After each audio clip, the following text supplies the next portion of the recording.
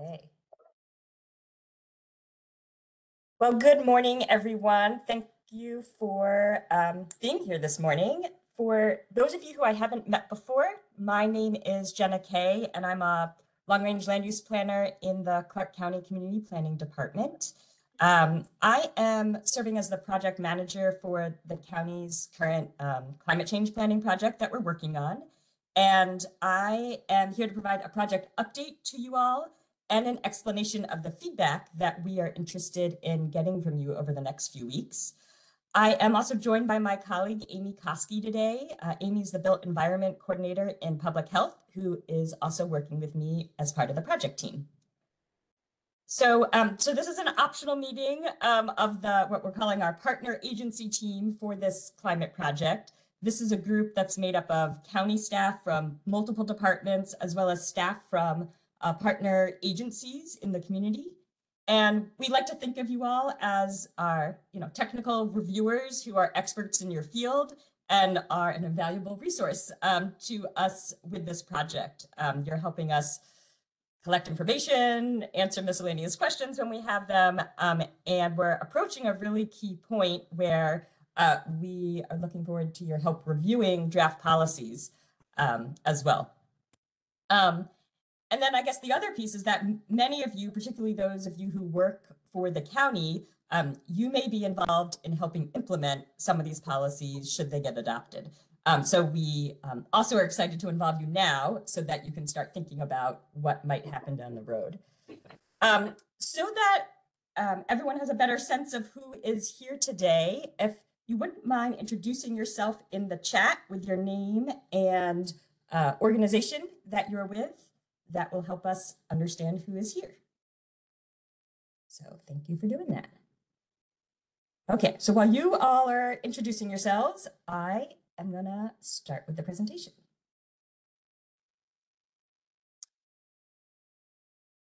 All right, so I'm gonna start by providing a recap of what this project is and an update of where we are.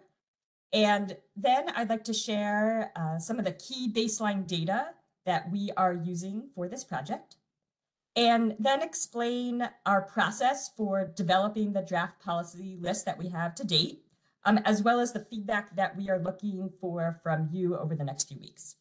Then we will wrap up with time for discussion. I'll also try to pause in between each of these three main topic areas so that there's you can ask clarifying questions shortly after you heard something, but then there should be plenty of time for discussion at the end. So thank you all for doing those introductions. Okay, so let's start with a project update and recap. So House Bill 1181, or HB 1181, is a Washington state bill that was passed into law last year. And Clark County is in the first wave of adopters of this legislation. So no county or city in the state has implemented this legislation yet. A few of the key things that this legislation did is it added a new goal to the Growth Management Act. So the Growth Management Act now has a climate change and resiliency goal that didn't exist before. It also requires that Clark County add a climate element to its comprehensive plan. And this element needs to address both resilience and greenhouse gas reduction. Some themes in the legislation include needing to address environmental justice. We need to use best available science, and we need to be consistent with the Washington Department of Commerce guidance that was developed to help local jurisdictions implement this new law. And we have a mandatory due date to do all of this work by December 31st, 2025. For the resilience sub-element, we need to come up with a list of goals and policies that the county will implement over the next 20 years that will identify, protect, and enhance natural areas, identify, protect, and enhance community resiliency. These goals and policies need to address natural hazards that are exacerbated by climate change, and we need to prioritize benefits for our most vulnerable community members. For the greenhouse gas reduction subelement, we similarly need a list of goals and policies that the county will implement over the next 20 years that will reduce greenhouse gas emissions, reduce vehicle miles traveled per person, and prioritize reductions that benefit our most vulnerable community members. If we look at a map of Clark County that's shown on the slide, the county's planning jurisdiction is the blue area shown here. So this includes both the county's rural areas as well as the unincorporated urban areas in the county. So areas outside city limits like Hazeldale, Salmon Creek, and Orchards. All the cities in the county also have to implement HB 1181 and add climate elements into their comprehensive plans too. However, each city is doing their own planning process. And we all are on the same timeline as well. So there's a lot of work happening in parallel right now between all the local jurisdictions in the county. The Cowlitz Indian Tribe, has no obligation under the state legislation, but is invited to participate in the county or any of the city's processes if they would like to. The other point I wanted to make about this slide is that, any feedback that you share with us is going to be applied to inform planning policies for just this blue area. So if you give us feedback, it won't impact any of the cities. It's just for the unincorporated county area. So if we look at a high-level timeline of this project, in our first phase, we explored climate impacts. So you may recall back in the spring, 5-6 months ago, we solicited some input from you all to help us consider the hazard impacts on various assets throughout the county. And I'll share a little bit more about the outcomes of that exploration work in a moment. But that's where we started, trying to figure out what's expected to happen here and what are some of the most serious impacts we should be planning for. In the second phase, we worked with our community advisory group, and we also have an environmental justice coalition made up of community-based organizations.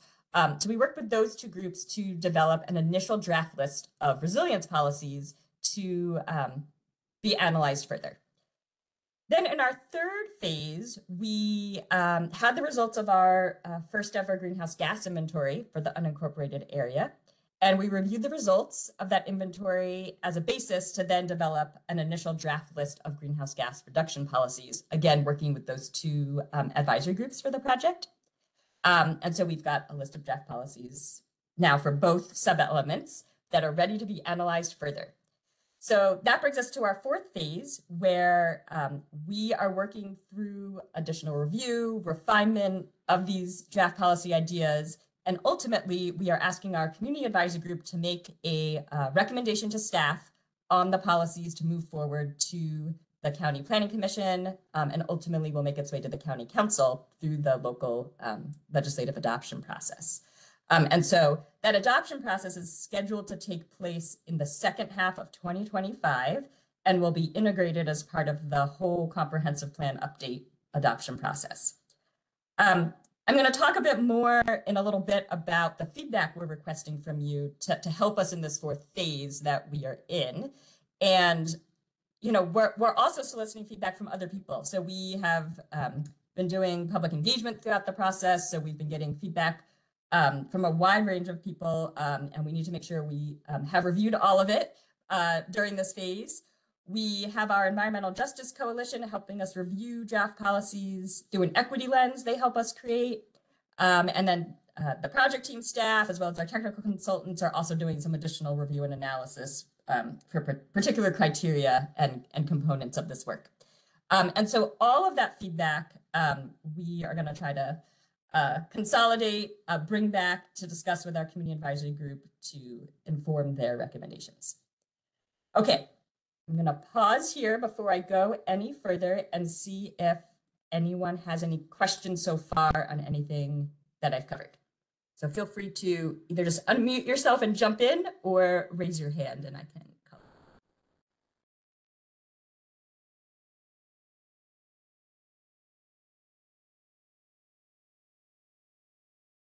Okay.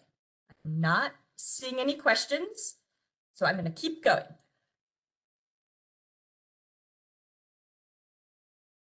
right, so let's talk about some of the key results from our baseline research and data that's helping inform the policy development work. So we'll start with resilience. And according to the definition of resilience that's being provided to us in the Revised Code of Washington, climate resilience means the ongoing process of anticipating, preparing for, and adapting to changes in climate and minimizing negative impacts to our natural systems, infrastructure, and communities. To unpack this a little bit more, the definition actually goes into more detail and says that for natural systems, increasing climate resilience involves restoring and increasing the health, function, and integrity of our ecosystems and improving their ability to absorb and recover from climate-affected disturbances. And for communities, increasing climate resilience means enhancing their ability to understand, prevent, adapt, and recover from climate impacts to people and infrastructure. So first, I want to look at, well, what changes in climate are we anticipating here in Clark County? All right, so I'm going to talk through this slide, but we have a one-pager that's a little less fuzzy and easier to read than this. So Amy, can you put a link to the resilience one-pager in the chat so folks can open it on the side?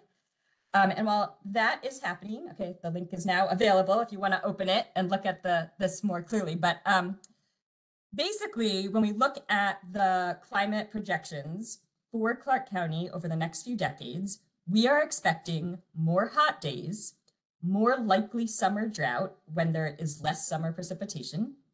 We're expecting more high fire danger days and more days when there is smoky air.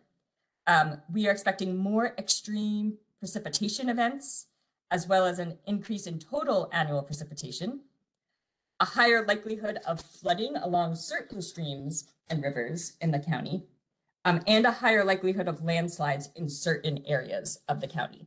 So based on those projections, there are 7 hazards that the county is focusing its resilience sub-element on. And so those are extreme heat, drought, wildfires, and wildfire smoke. Those are 2 separate hazards. Extreme precipitation, flooding, and landslides. So if you want to dig into this data further, we've got a link on the slide, which I'll share after the meeting. This is all coming from the University of Washington Climate Mapping for Resilient Washington web tool, which is it's essentially a required resource in our Department of Commerce guidance. But there's a ton of information on that website if that's helpful to you in any of the work that you are doing.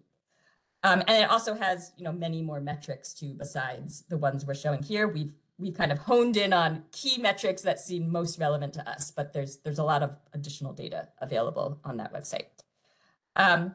So when we say climate in Clark County is going to change, these are the changes that we are talking about. Okay, so then what do we mean by negative impacts to our natural systems, infrastructure, and communities? We have another summary table, which Amy can put a link in the chat for that as well, that summarizes a list of potential impacts that we are anticipating to see here in the county over the next few decades. So that's available for you all to take a look at as well. But impacts from climate hazards are complicated. So for one, the hazards interact with each other. So for instance, if we have more winter rainstorms, that can increase the likelihood of flooding and landslides as well. So the hazards can feed off of each other. So that's complicated. And then secondarily, we have all these social factors that interact with the hazards too and can affect the impacts that we might see. So for instance, older roads in the county might be more susceptible to flooding damage than a newer road, or someone without access to air conditioning may be more vulnerable to health impacts from extreme heat than someone who has access to cooling. So there's a lot of facets that make different people and different places in the county potentially more vulnerable to various hazards. So we've got this big table that outlines, gives us a pretty good sense of the types of changes we're expecting to see as a result of the climate changing. And these impacts are helping define the problem that we're trying to address in this resilience sub-element. Because we're not trying to change the hazards, we're trying to address the impacts that are resulting from those hazards. So I'm not going to go through sort of what's on the impacts list. I've got an excerpt from that table here on the slide, but basically we, for various sectors, so right here I've got agriculture and food systems, building and energy, and cultural resources and practices. We have a list of some of the more likely impacts that we would expect to see in each of those sectors. And then the hazards that are related to those impacts are listed in parentheses after the impact. So that's how you can look at that table. We've found it to be a really useful resource to ground us in what is it that we're trying to do. So that is available as a resource to you as well.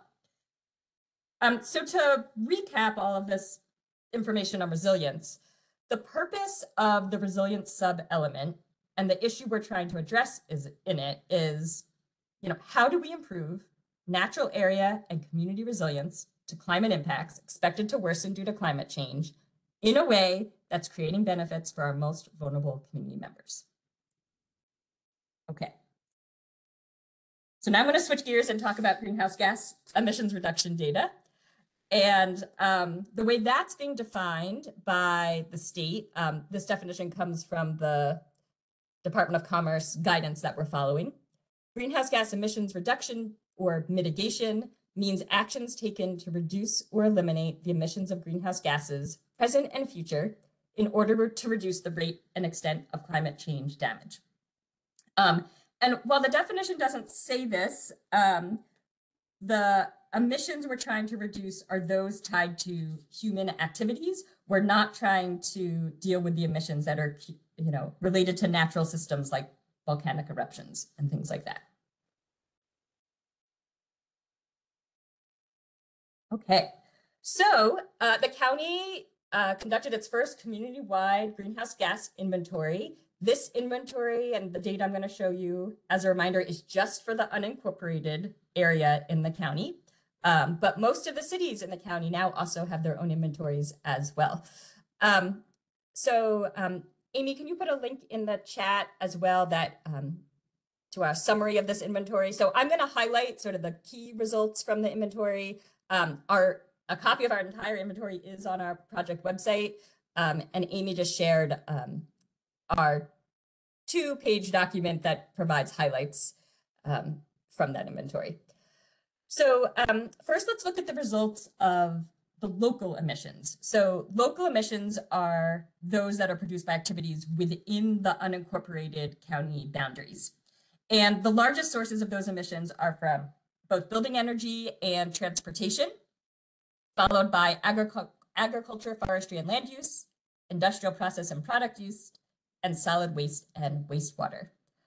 For the emissions that are associated with energy used in buildings, that's related to the fuel sources used for things like electricity, heating, and cooling.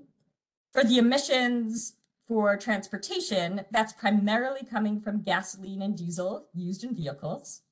For agriculture, forestry, and land use emissions, the tree loss is the largest source of the emissions, but there are also some emissions from things like livestock and soil amendments like fertilizers.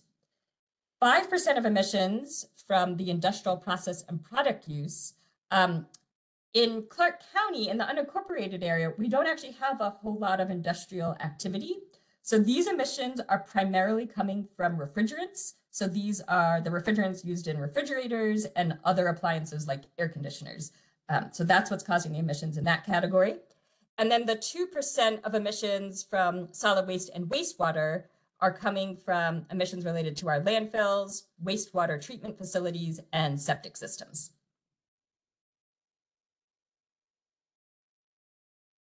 So we also included in our inventory what are called imported emissions. So imported emissions are greenhouse gas emissions that are produced somewhere else outside of the county's boundaries and are associated with the products and services used by those of us in the county. So this is mostly showing up in the things we buy, like our clothing, construction material to build things, and things like that.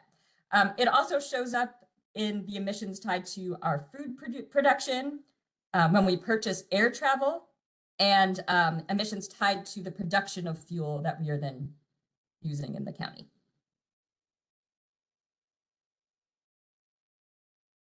So if we look at those emissions side by side, so we've got the local emissions on the left side of the screen and the imported emissions on the right side of the screen, you can see that our local emissions are less than the overall imported emissions. However, the county has a lot more direct control, or can take more direct action on the emissions on the left side of the screen. I also wanted to highlight that in the county's inventory, we did set it up so that we split out the emissions between the urban unincorporated area and the rural area, because we were interested in getting a better sense of the split in the emissions and where they were coming from within the unincorporated area. So the legislation that we're trying to implement, the mandate is that the county gets to net zero for its local emissions. So those emissions on the left side of the screen. And so that is our primary focus of our work, but there still may be some things we can do to help reduce emissions for those imported emissions on the right side of the screen, but our primary focus really is on the local emissions. Okay, so to recap all of this emissions data, the purpose of collecting it is to have a baseline from which we can work on trying to solve the problem that we've been charged with solving in the greenhouse gas reduction subelement. And that is, how do we reduce greenhouse gas emissions produced in Clark County to net zero by the year 2050, while also supporting a reduction in vehicle miles traveled per person and creating a benefit to our most vulnerable community members. Okay, so let me pause there, see if there's any questions before I go into this next section. So again, please feel free to unmute or raise your hand.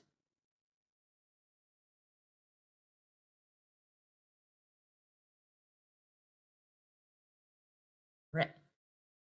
Not seeing any questions. I'm going to keep going. Okay, so let's talk about development of policies. So how did we get to the draft policy list that I sent out this morning to all of you? So you all just saw a snapshot of some of the key baseline information that we're working from. So that included climate hazard projections and impacts, as well as our greenhouse gas emissions inventory. I would say those are the primary data sources that we're using. So with that information as a starting point, for each of the sub-elements, the resilience and greenhouse gas reduction sub-elements, our consultants audited existing county plans for policies that might be relevant to those topics. Our Environmental Justice Coalition and county staff, we got to work conducting community engagement and collecting feedback from community members on those topics once we had some data to work off of for that engagement. And then while that was happening, our community advisory group, they started brainstorming, and they participated in various brainstorming activities of how might we address the issues we're trying to solve in each sub-element. And that feedback really was the initial information we used for the first draft list of policies to make sure that we were capturing their ideas in that. And then we did several rounds of review with this community advisory group to help them deliberate and further refine their ideas. So we revised the list a little bit more. We also shared that early list with our Environmental Justice Coalition for any additional feedback they had on it, particularly as they were starting to do community engagement and listening to what they were hearing from community members, that they could bring that into their feedback they were sharing on the list. So once the CAG, so that's our shorthand for community advisory group, once they did a little bit more deliberation and refined their ideas a little bit more on the draft policy list, our consultant team did a initial very high level policy analysis, and they basically scored policies across several criteria to see which policies were scoring better, essentially, than others. And we use that process to help prioritize the top 15 policies for each sub-element, which are going to get a lot more detailed analysis from our consultant team. That information was also available to our advisory group. So as they reviewed the policy lists and considered adjustments to it, they could consider that additional information as well. So we got as far as we could on both of those policy lists by the end of October. And that is the draft policy list that we shared out today with you all for additional review. So now we're shifting into taking this draft policy list and trying to get over the next few months to a final proposed policy list that we will then bring forward into the adoption process. So this is going to include those of us on staff. We're making sure we're reviewing every piece of feedback we've received from community members over the past year and comparing it to the draft policies to see if any adjustments are needed. We are working with our Environmental Justice Coalition to consider all of the policies through the equity lens they helped us create. So they'll be making recommendations on how to improve the policy list based on that review process. You all are being asked to review the policy list as technical experts in your field. So I'll get more into the details of that in a moment.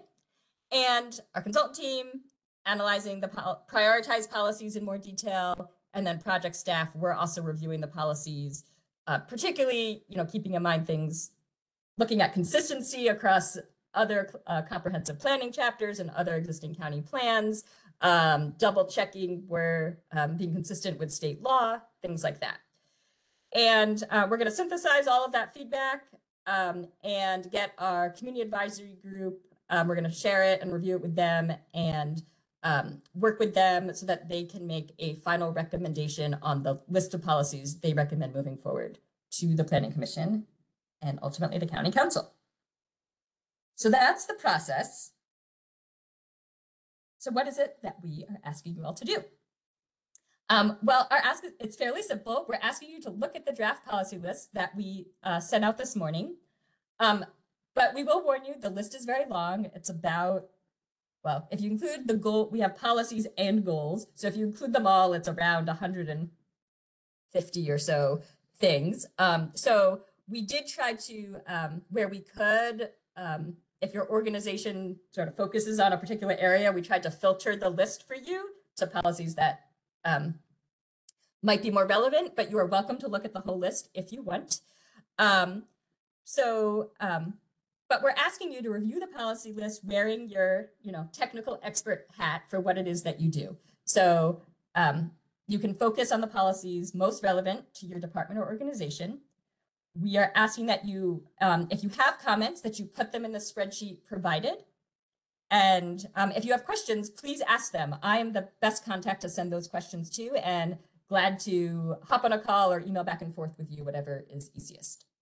And we are requesting that you return the spreadsheet with your comments by end of day on Monday, December 9th. And you can do that by emailing that spreadsheet to me with my email address that is up there. As I'd like to emphasize that if you can please put all of your comments in the spreadsheet, that will make our lives much easier because there are about 80 people in this partner agency team. So it's going to be a lot of feedback. We're going to be consolidating and reviewing. So if you can get your feedback into the spreadsheet, that is going to help us streamline our process for reviewing everybody's data. But please feel free to adjust the spreadsheet, make things wider so that it's easier for you to work with. Okay, so I'm going to stop there with my slides and open the spreadsheet that we sent out today.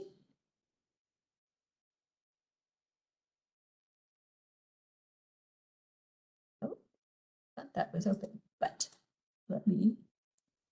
pardon me while I navigate to the spreadsheet I'm going to share with you all.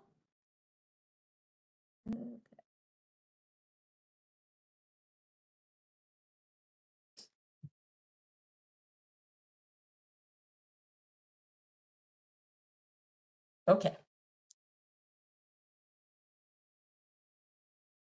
All right, so I'm going to walk through the spreadsheet and then we'll move on to questions. So just to orient you, we've got this first row here along the top has the header and an explanation of what is in that column. So in our first column, we have just a sorting number. So that's just numbers everything. Our second column here is the list of draft goals and policies. So goals show up in bold text and dark gray shading. Policies are nested below the relevant goal. So this P1 and P2 you see on the screen are related to this G1 goal. Some policies you'll see are highlighted in yellow. Those are the policies that scored the highest in our prioritization exercise. So that's just sort of extra information in case that's of interest to you. Let's see, anything else I want to point out? I think that's the main things to know about the policy list. And I guess I'll just emphasize, we have a note in here that these policies are very much, in draft form. So we know our grammar is not perfect. We do know there is some duplication between some of our policies because of the way we got to the list. So we're aware of that, but feel free to point out if you notice something. Let us know. That'll help us as we work to clean up and consolidate some of the policies. Feel free to mention that, but we're really mostly interested in your feedback on the concepts as well, because we will be working on the details over the coming months. Okay, so that's the goal and policy list. To the right of that, we have a column called sub-element. And so every row is either going to be labeled GHG for greenhouse gas or resilience. So that's what the sub-element means. We also have a primary sector column, and I'm just going to open the filter so you can see. So the primary sectors, again, it's really a sorting tool. And this is how, for a lot of you, when we were trying to filter the list so it's not so long, we use these primary sector categories to shorten the list for the categories that seem more relevant to what you do.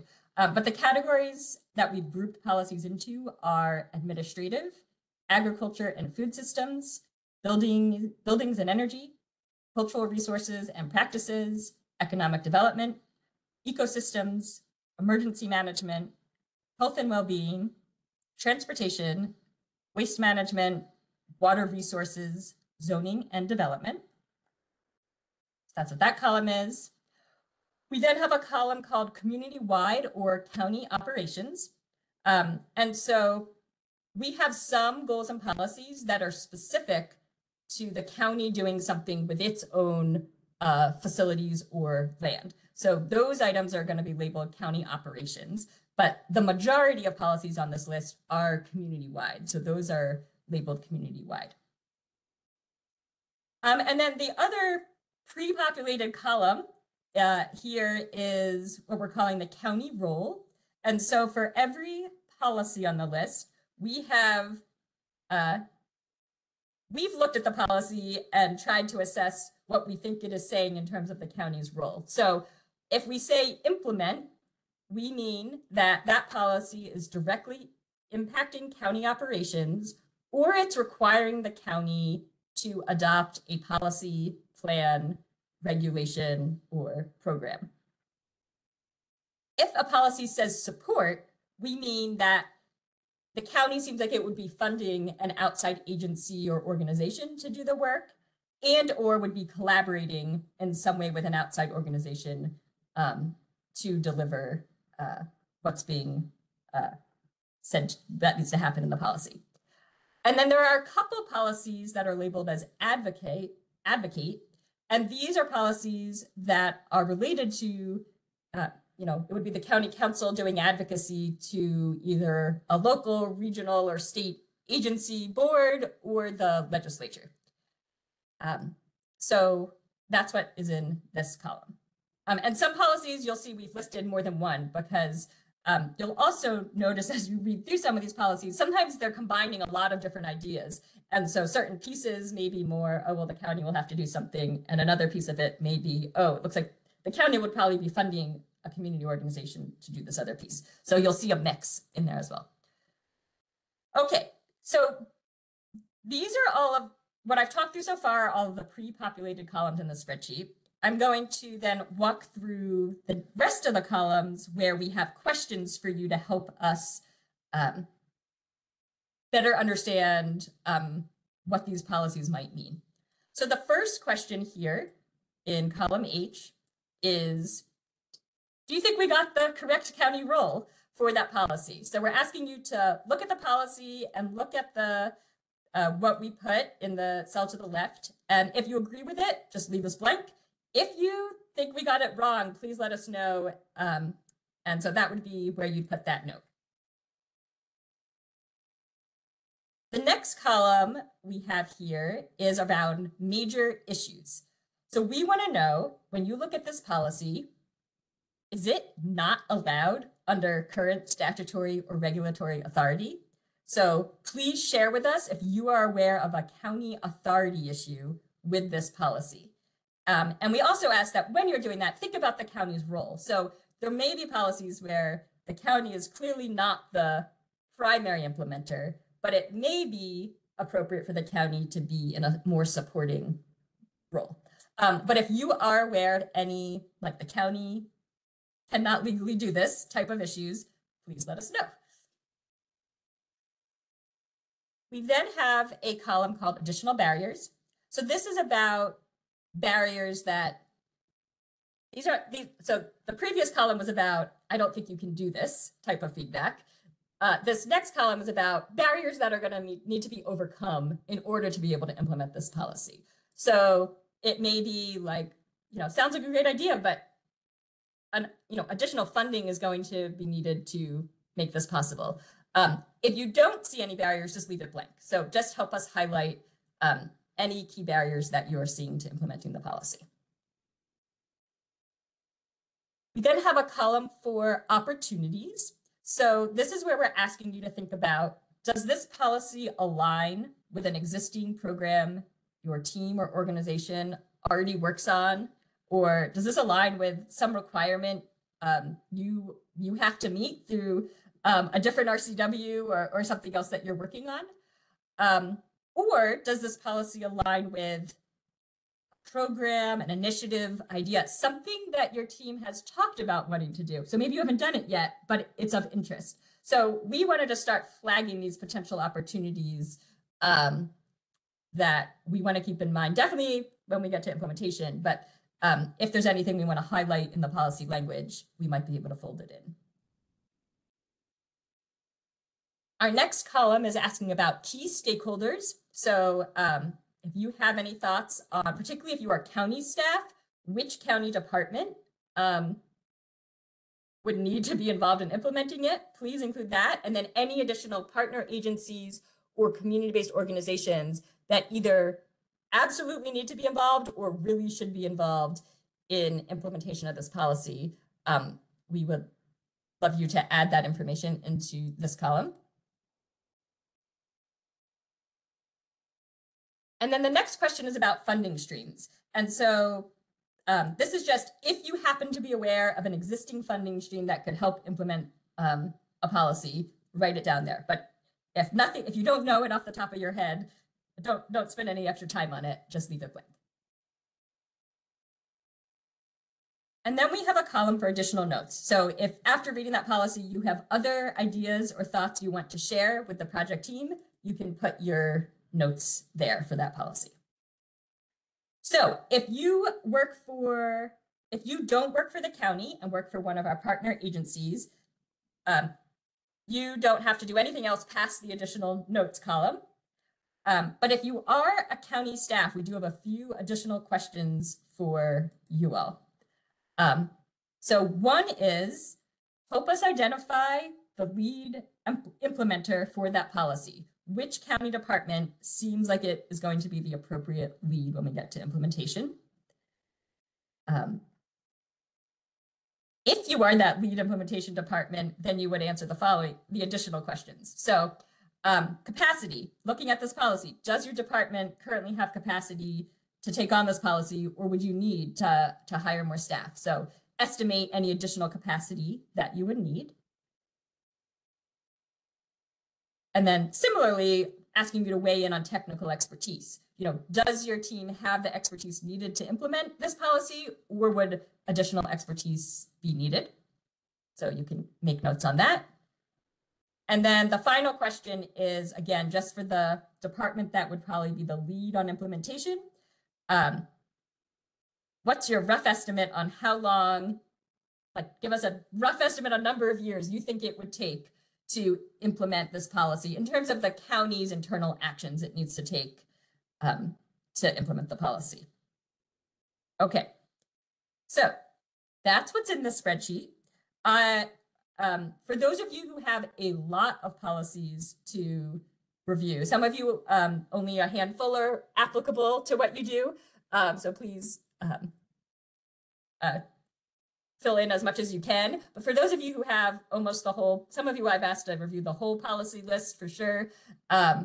Please just focus on the areas that make most sense for your department and leave cells blank if you don't know. Really just fill in information if you have it. Okay, so that is my overview. I'm going to stop and take questions on this or anything else that we've covered so far. So please feel free to unmute or raise your hand.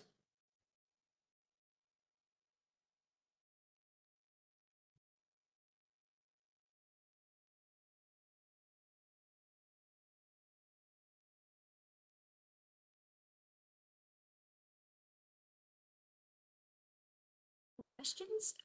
All right, I'm going to wait just a few more minutes in case someone thinks of something, but looks like I'll be getting some time back this morning, which is great. While you are thinking, if you have any questions, just want to thank you all in advance for your help reviewing policies. It's taken us a lot of work to get here, and we feel like leveraging all of your expertise is going to help really give us some really good feedback to consider before we do the next wave of work to get these into more of a final shape to bring for adoption. So really appreciate your help in advance.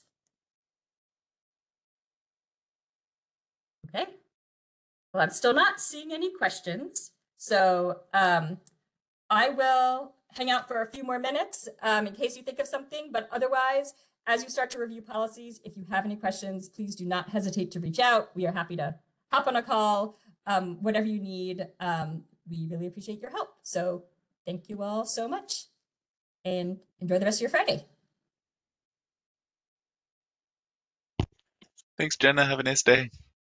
Thanks. Bye. Thank you, Jenna. Thank you. And everyone that participated. We look forward to hearing back from you. A lot of policies to review. So thank you, everyone.